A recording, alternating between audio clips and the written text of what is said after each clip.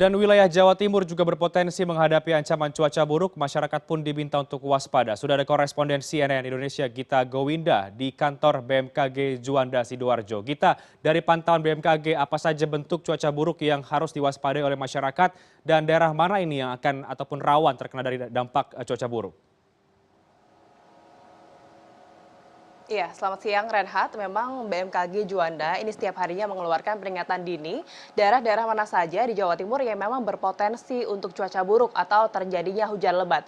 Dan memang dari pantauan untuk hari ini sampai dengan pukul 10 tadi dari BMKG juga mengirimkan peringatan dini itu di daerah Sampang dan sekitarnya. Ini bisa meliputi wilayah Bangkalan juga untuk hujan yang sangat lebat. Dan di sini saya sudah bersama dengan Kepala Seksi Data dan juga Informasi BMKG Juanda. Selamat siang Pak Taufik. Selamat siang, Ya, kita. Pak Taufik, apabila kita melihat dari wilayah Jawa Timur, sebenarnya wilayah-wilayah mana saja yang beberapa hari ke depan ini berpotensi untuk terjadinya cuaca buruk? Iya, sebenarnya saat ini secara umum wilayah Jawa Timur itu bulan April sudah memasuki awal musim penghujan. Koreksi, awal musim kemarau. Tapi dasariannya berbeda-beda. Ada yang memasuki awal musim kemarau itu pada dasarian pertama, ada juga pada dasarian kedua, juga ada yang masuk wilayah pada dasarian ketiga awal musim kemaraunya, Mbak Gita. Jadi kondisinya bervariatif. Itu berdasarkan seperti apa Pak untuk cuaca yang terutama ya di wilayah Jawa Timur, wilayah utara atau selatan yang ini berpotensi terjadinya hujan lebat atau cuaca buruk. Mengingat kita juga baru saja yang kemarin terjadi di Ponorogo, longsor karena hujan deras juga. Ini bagaimana untuk antisipasi masyarakat mungkin? Iya, jadi kenapa di Ponorogo juga beberapa wilayah Jawa Timur terjadi hujan lebat, itu ada faktor Mbak yang mengakibatkan seperti kita lihat di sini, adanya pusat tekanan rendah yang ada di gambar kami ini, 5 pusat tekanan rendah, juga terdeteksi paling rendah ada di wilayah Samudra Hindia Selatan Jawa Timur, itu yang memicu terjadinya cuaca buruk atau hujan dengan intensitas yang lebat di wilayah Jawa Timur, seperti di daerah Ponorogo, kemudian juga di daerah-daerah di bagian selatan, Mbak Gita. Oke, jadi daerah kota kabupaten mana saja Pak, termasuk apakah juga di kota Surabaya juga termasuk harus waspada begitu Pak? Iya, hampir semua kota sebagian besar memang perlu kewaspadaannya. Karena pusat tekanan rendah ini bisa mengakibatkan pertemuan massa udara di atas wilayah Jawa Timur.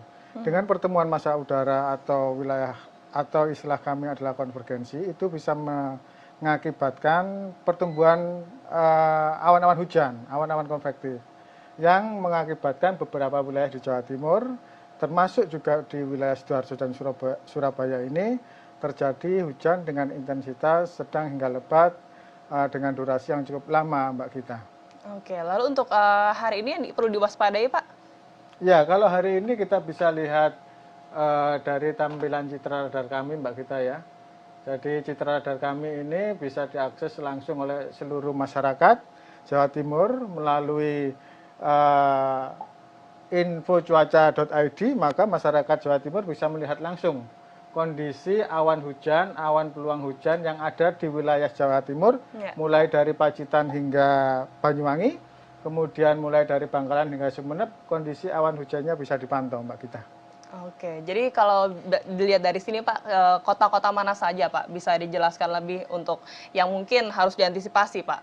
Mungkin yang berpergian ke kota itu harus diantisipasi untuk cuaca buruk yang terjadi di sana. Ya, jadi kalau melihat citra radar kami, itu wilayah Kediri saat ini hujan. Kemudian juga di Lawang, Kabupaten Malang di Kepanjen, juga di Pamekasan, dan daerah Bojonegoro saat ini sudah terjadi hujan, Mbak Gita. Jadi masyarakat yang saya sebutkan tadi itu saat ini sudah perlu mewaspadai adanya hujan dengan intensitas sedang hingga lebat berdasarkan citra radar cuaca kami, Mbak Gita. Sampai kapan Pak ini cuaca buruk berpotensi terjadi di wilayah Jawa Timur? Ya, rilis dari BMKG Pusat memberikan informasi bahwasannya hingga tanggal 8, artinya hingga besok kewaspadaan itu masih perlu ditingkatkan untuk masyarakat Jawa Timur mengantisipasi tingginya curah hujan. Tetapi dari segi kondisi dinamis atmosfer, selama low pressure ini masih ada dan belum punah, itu kondisi curah hujan tinggi dengan durasi yang cukup lama memang masih tetap perlu diwaspadai untuk masyarakat Jawa Timur, Mbak Gita. Oke, untuk musim hujan di Jawa Timur sendiri, ini sudah ada yang memasuki April ini, ada juga yang Mei atau bahkan sampai Juni, Pak? Ya, kalau musim Kemarau ya? awal musim kemarau dari BMKG Karang Peloso Malang ya memberikan informasi bahwa bahwasanya memang bervariasi. Ada yang April, kemudian ada yang Mei, juga ada yang Juni awal musim kemaraunya. Seperti di daerah Tapal Kuda di Banyuwangi, dari kondisi peta ini itu ada yang sudah masuk awal musim kemarau itu April. Kemudian juga ada nanti yang terbelakang itu di bulan Juni. Jadi kondisinya memang sangat bervariatif wilayah di Jawa Timur ini, Mbak Gita. Oke, baik. Pak, apa pesan atau yang harus diantisipasi oleh masyarakat mengingat ini juga akan diperkirakan terjadi cuaca buruk sampai beberapa hari ke depan? Iya, yang perlu diantisipasi adalah daerah-daerah dataran tinggi seperti di Ponorogo ya, kemudian juga dataran tinggi di Malang, kemudian juga di daerah Trenggalek. Jika daerah-daerah tersebut 2 hingga 3 hari ke depan itu terjadi hujan dengan intensitas yang cukup tinggi, dengan durasi waktu yang cukup lama, itu bisa mengakibatkan kondisi tersebut dataran tinggi terjadi longsor karena curah hujannya tinggi dengan durasi waktu yang lama. Jadi perlu kewaspadaan selama low pressure tersebut masih memicu kondisi cuaca buruk yang ada di Jawa Timur, Mbak Gita. Oke, baik. Terima kasih banyak Pak Taufik atas keterangannya. Baik, Dan terima memang kasih, Mbak. seperti yang disampaikan oleh Pak Taufik, memang untuk di wilayah Jawa Timur sampai dengan beberapa hari ke depan ini masih berpotensi terjadi cuaca buruk. Dengan intensitas hujan yang sangat lebat tersebut, potensi seperti halnya terjadinya longsor seperti yang di Ponorogo atau di beberapa daerah banjir dan sebagainya ini masih sangat berpotensi terjadi bencana. Maka dari itu, masyarakat dan juga pemerintah daerah seharusnya sudah harus mengantisipasi apabila nantinya terjadi bencana-bencana agar kita bisa terhindar dari bencana tersebut. Renhard. Baik, terima kasih Gita Gowinda, koresponden CNN Indonesia.